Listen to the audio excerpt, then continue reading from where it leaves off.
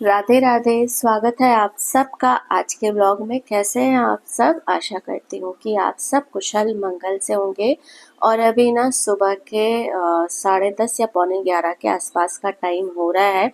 बाहर बादल खूब अच्छे आते हैं, चारों तरफ से बादलों का बिल्कुल जमावड़ा लगा रहता है। लेकिन ये बारिश मतलब ये बादल ना सिर्फ दिखावे वाले हैं, ये बरस नहीं रहे हैं। और जिसकी वजह से ना इस समय काफ़ी ज़्यादा गर्मी हो गई है। मतलब गर्मी वो उमस वाली गर्मी है, ये बड़ी गंदी सी होती है गर्मी।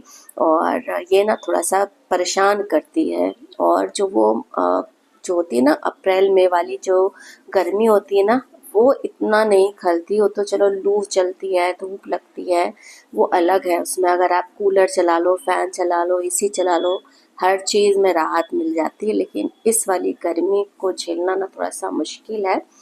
खैर अभी ना घर के लगभग सारे काम काज समाप्त हो चुके हैं। अब टाइम है ब्रेकफास्ट का, तो चल रही हूँ अपने लिए ब्रेकफास्ट बनाने। आज ब्रेकफास्ट में ना बनाया था वेजिटेबल सैंडविच। तो बेसिक सी सब्जियां ना जो होती हैं, प्याज, शिमला मिर्च, गाजर, खीरा, इन सबको बारीक बारीक काट लिया था। इसके बाद इसमें ये स्प्रेड डाल दिया था। ये जो आता नहीं सैंडविच स्प्रेड, सैंडविच बनाने के लिए भी एक स्प्रेड आता है, तो वही डाल करके मिक्स कर दिया था। अलग से उसमें थोड़ा सा काली मिर्च और नमक, थोड़ा सा चिली फ्लेक्स भी डाल दिया था। और ये जो स्टफिंग की रेसिपी है ना, इसे मैंने जो है नहीं शूट किया था, मतलब क्लिप वगैरह नहीं बनाई थी। फिर कभी जो है इसकी रेसिपी शेयर कर दूंगी। एक्चुअली मैं सुबह जब इनके लिए ब्रेकफास्ट बना रही थी ना, तो फिर उस समय मन नहीं हो रहा था मेरा कि कैमरा वगैरह सेट करूं किचन में, जिसकी वजह से ये मिस हो गया। तो आज का ब्रेकफास्ट था ये वेजिटेबल सैंडविच हम लोगों का, मतलब हम सीनियर सिटीजन्स का। समय समय की बात होती है। एक समय ऐसा भी था कि जब बच्चे स्कूल चले जाते थे, सुबह वाले घर के सारे काम काज समाप्त करके जब बैठती थी मैं ब्रेकफास्ट करने ना, तो पूरे घर में सन्नाटा होता था, बिल्कुल सुकून सा महसूस होता था।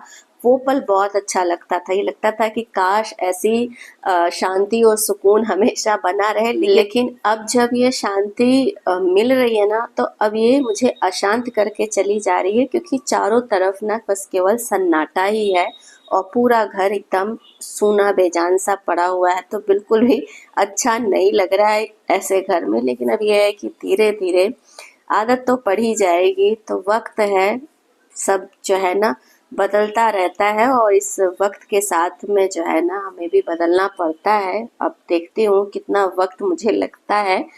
अभी तो फिलहाल 1 महीना भी नहीं पूरा हुआ है बच्चों को छोड़े हुए। अभी जो ये 18 अगस्त आएगा, तो 18 अगस्त को हम लोग मतलब बच्चों को छोड़ करके वापस आए थे। बच्चों से याद आया कि शिप्रा जोशी जी का कमेंट आया था। सबसे पहले तो आपको बहुत सारा धन्यवाद।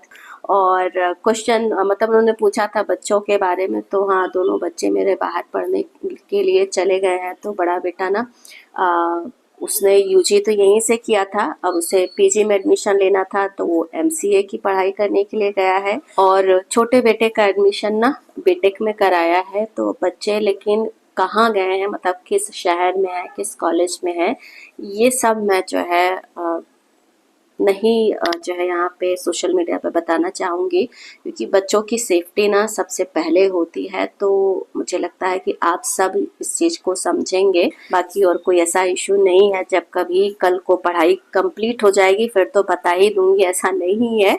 लेकिन मुझे अभी ठीक नहीं लगता है। और शिप्रा जोशी जी का भी जो बच्चा है, बता रही है कि 2 साल से वो भी हॉस्टल में रह रहा है।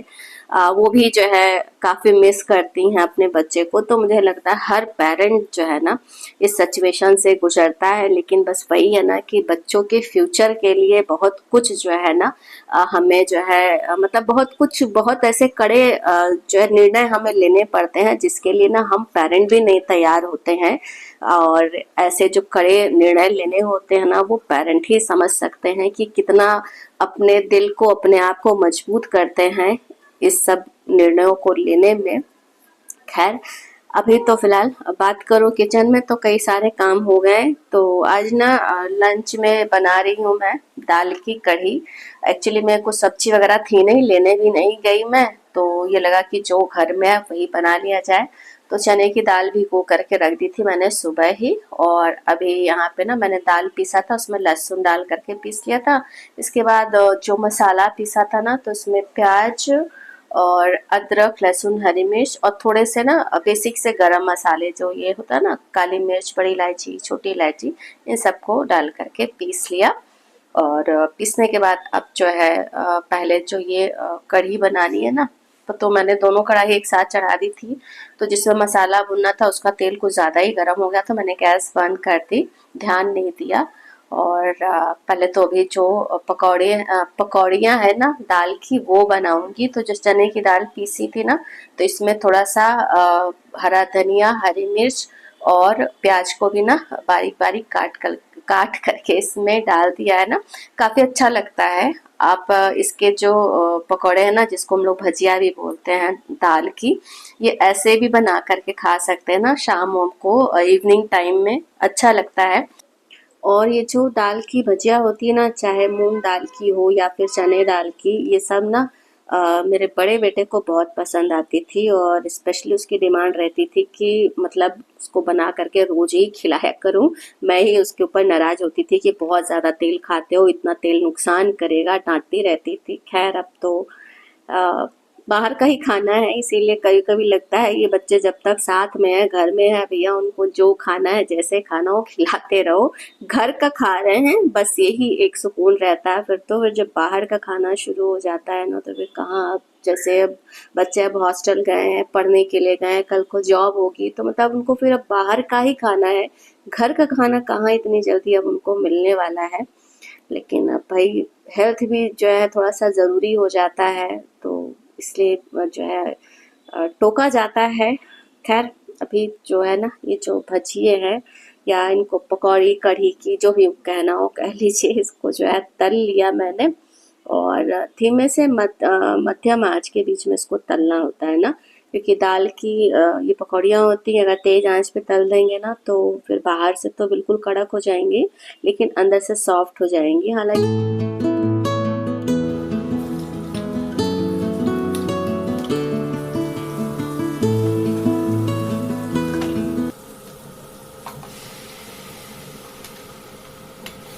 पकौड़ियाँ तलने के बाद ना गरम तेल में हींग और हरी मिर्च का तड़का लगाया। इसके बाद ये जो प्याज का मसाला पीस करके रखा था ना, इसे भी मैंने डाल दिया।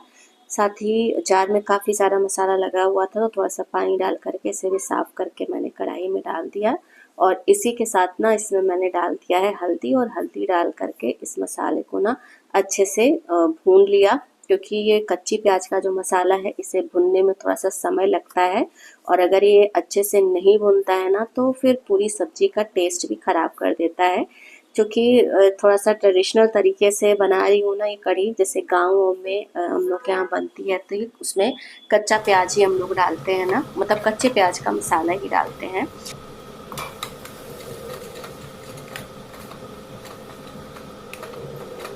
तभी यहाँ पे जब मसाला अच्छे से भुन गया था ना, तो थोड़ा सा दाल का पेस्ट मैंने बचा के रखा था, उसे भी डाल दिया था। दाल का पेस्ट डालने से ना जो ये कढ़ी है थोड़ी सी गाढ़ी बनती है। फिर सबको अच्छे से भून भान के फिर इसमें डाल दिया था पानी। पानी डाल करके इसे रख दिया थोड़ा सा खौलने के लिए। जब ये खौलने लगी ना, तो फिर इसमें जितनी भी ये पकौड़ियाँ मैंने बना के रखी थी उसे डाल दिया। डालने के बाद ढक करके इसे सॉफ्ट होने तक पका लिया। 5 से 7 मिनट में ये ना अच्छे से सॉफ्ट हो जाती हैं। पकौड़ियों को सॉफ्ट होने में ज़्यादा टाइम नहीं लगता है। तभी मैंने ये चेक किया।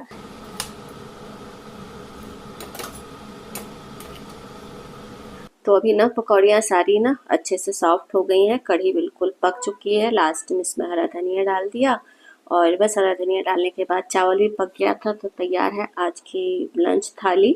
और इसी के साथ आज का जो ये छोटा सा व्लॉग है मैं यहीं पर एंड कर रही हूँ। अच्छा लगा हो तो प्लीज़ वीडियो को लाइक और चैनल को सब्सक्राइब करना ना भूलिएगा। मिलते हैं अगले व्लॉग में, तब तक के लिए जय श्री कृष्ण।